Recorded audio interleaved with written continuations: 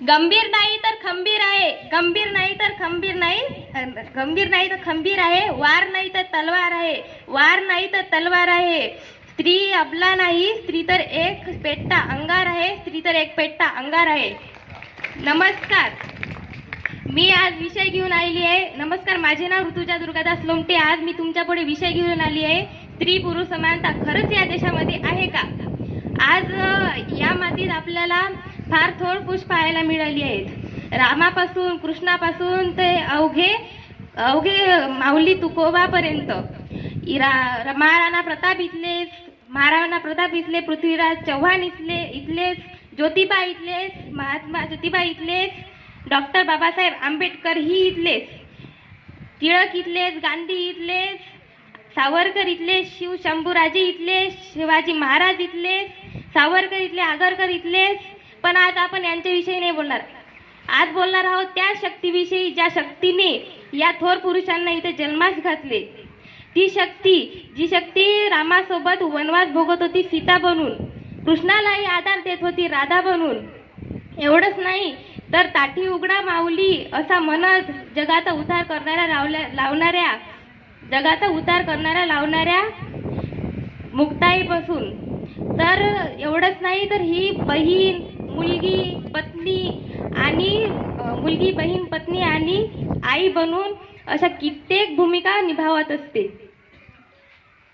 स्त्री शक्ती म्हणा, नारी शक्ती म्हणा किंवा महिला शक्ती म्हणा, अशा कित्येक भूमिकातून ती जात असते.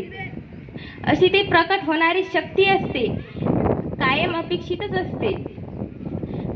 आज आपण भारत देशाला भारत माता म्हणतो, धरती माताला धरणी माता म्हणतो, पृथ्वीला वसुंधरा म्हणतो. आपण गाईला सुद्धा मातेचा दर्जा देतो, तिला गौमाता देतो. नदीला सुद्धा मातेचा दर्जा देतो, तिला माता म्हणतो. पण आपण स्त्रीलाच मातेचा दर्जा का बरं देत नाही, हे मोठा प्रश्न आहे. थोडक्यात विचार करायची गरज आहे. कारण आता महिलांना समजून घेण्याची गरज आहे. महिलांनी त्यांची व्यथा कधी सांगितलेलीच नाही आहे.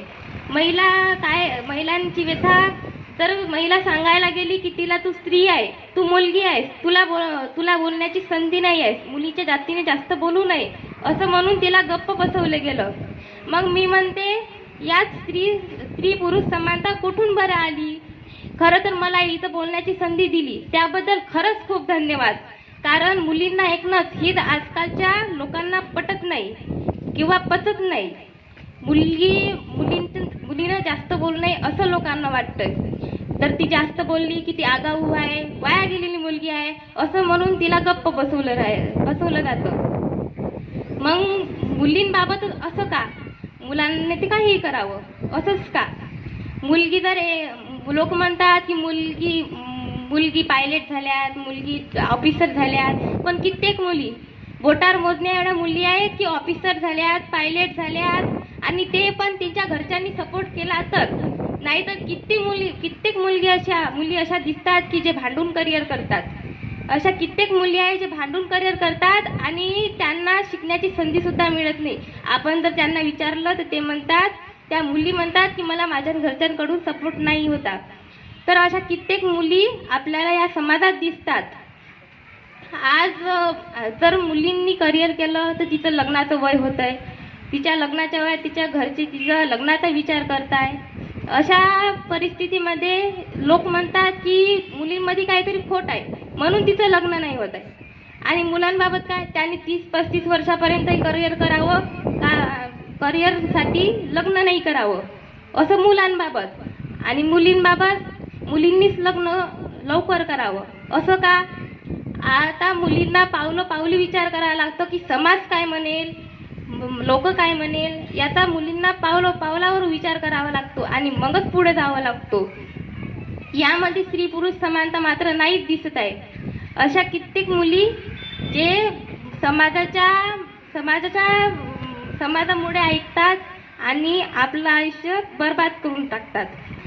आता म्हणून मला म्हणायचं वाटते की थेंब थेंब म्हणतो सामर्थ्याचा जागर व्हावा, थेंब थेंब म्हणतो सामर्थ्याचा जागर व्हावा. स्त्री पुरुष समानतेच्या कल्याणासाठी स्त्री शक्तीचा जागर व्हावा, स्त्री शक्तीचा जागर व्हावा.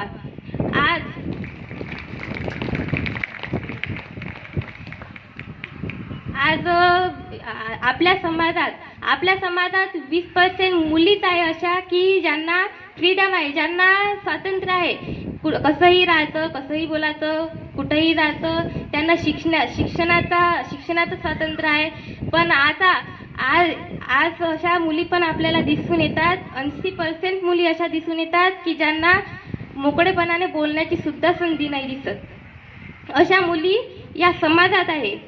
तर बाहेरचे लोक घरच्यांवर प्रेशर टाकतात की तुझ्या मुलीला शिक्षणातच नाही, घरकामात पण हुशार बनव म्हणून घरचे लोक मोठ्या मुलींवर प्रेशर टाकतात की बाई तू स्वयंपाक कर, होम सायन्सचे क्लासेस लाव, ब्युटी पार्लरचे क्लासेस लाव, स्विमिंग क्लासेस लाव. असे एवढे प्रेशर मुलींवर देतात आणि जे फील्ड घरचे निवडतील तेच मुलींना निवडावी लागतात. असे या प्रेशरामुळे मुली गोंधळून जातात आणि घरच्यांचंच त्यांना ऐकावं लागतात. आणि मुलांबाबत तर असं नाही. मुलींबाबत स्त्री पुरुष समानता तर नाही. आणि मुलांनी काहीही करावं, कसंही जावं, कुठंही राहावं याची मुलांना संमती आहे. असं म्हणून मी म्हणते की या समाजाच्या मागं नाही लागायला पुरत. लोक म्हणतात ना की कोणीतरी म्हणून गेलंय की स्त्री नावाची विशालता कळायला मन विशाल लागतं. स्त्री नावाची विशालता कळायला मन विशाल असावं लागतं. डबक्यात बसून सागर दिसत नसतो, त्यासाठी बाहेर यावं लागतं. मी म्हणते या समाजाच्या मागं लागू नका. कसं आहे, मी नेहमी म्हणत असते की हा समाज, या समाजातील लोक घोड्यावर बसणाऱ्याला घोड्यावर बसू देणार नाही, गद्यावर बसणाऱ्याला गद्यावर बसू देणार नाही. लोक तर हे पण म्हणतात की मुलींवर रेप होतात कारण ती स्वतःचं शरीर स्वतः अट्रॅक्टिव्ह बनवते. मग मी म्हणते की 3 वर्षाची मुली तिच्यात एवढी मनस्थिती असेल का बरं की तिनं स्वतःचं शरीर स्वतः अट्रॅक्टिव्ह बनावं, की तिच्यावर कोणी रेप करावा. तरी हा समाज कुठेतरी मुलींनाच दोष देत आहे, मुलींमध्येच खोट काढत आहे, दोष देत आहे आणि दोष देत राहणार असंच मला वाटत आहे.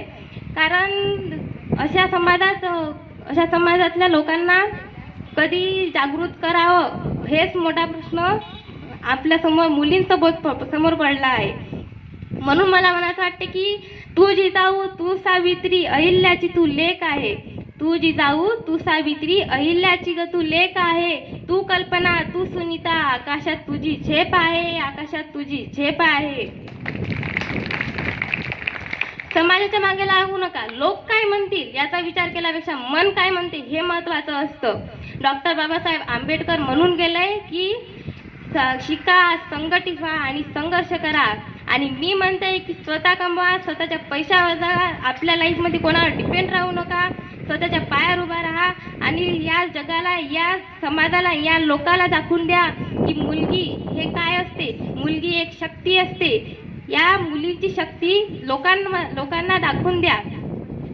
कारण आदिशक्ती तू प्रभूची भक्ती तू, आदिशक्ती तू प्रभूची भक्ती तू, झाशीची राणी तू, मावड्यांची भवानी तू. आदिशक्ती तू प्रभूची भक्ती तू, झाशीची राणी तू, मावड्यांची भवानी तू, प्रयत्नांना लाभलेली उन्नती तू, आजच्या युगाची प्रगती तू.